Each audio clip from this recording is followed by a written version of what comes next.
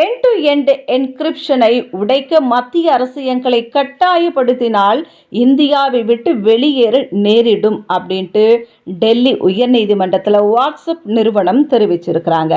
மத்திய அரசால கடந்த 2021ஆம் ஆண்டு தகவல் தொழில்நுட்பம் விதிகள் 2021 கொண்டு வரப்பட்டது.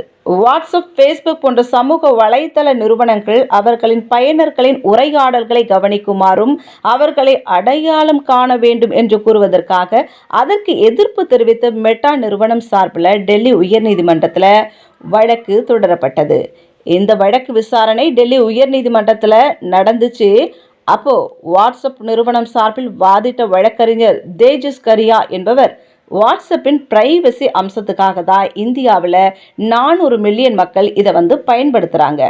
வாட்ஸ்அப்பில் எண்ட் டு எண்ட் என்கிரிப்ஷன் இருக்கிறதால, அதாவது வாட்ஸ்அப்பில் மெசேஜ் அனுப்பியவரும் அதை பெறுபவரும் மட்டுமே தாங்கள் அனுப்பிய மெசேஜ்களை பார்க்க முடியுன்ற அம்சத்தால தான் தங்களின் தனி உரிமைக்காக மக்கள் அதிக அளவில் இதை பயன்படுத்திட்டு வராங்க. ஆனால் மத்திய அரசு கொண்டு வந்துள்ள தகவல் தொழில்நுட்ப விதிகள் 2021 பயனர்களின் தனி உரிமையை குறைத்து மதிப்பிடுது.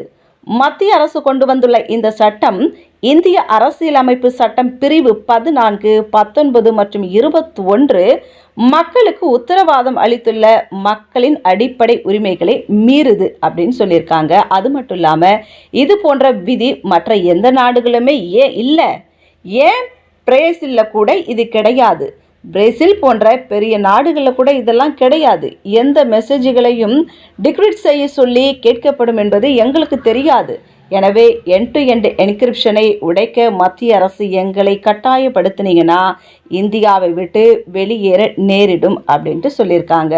ஆனால் மத்திய அரசு வழக்கறிஞர் என்ன சொல்லியிருக்காருன்னா, இன்றைய காலகட்டத்திலாம் இத்தகைய செயல்முறையும் சட்டமும் அவசியம் அப்படின்ட்டு சொல்லி வாதிட்டு இருக்கிறாரு. இருதரப்பு வாதங்களையும் கேட்ட நீதிபதிகள் வழக்கின் விசாரணையை ஆகஸ்ட் 14ஆம் தேதிக்கு ஒத்தி வச்சிருக்கிறாங்க. இது பெரும் சர்ச்சையாகவும் பெரும் பேசும் பொருளாகவும் இருக்கு. ஒருத்தவங்களோட பிரைவசியை இது தனிப்பட்ட ஒரு தனி உரிமையை பாதிக்கக்கூடிய ஒரு விஷயமாகவும் பார்க்கப்படுது.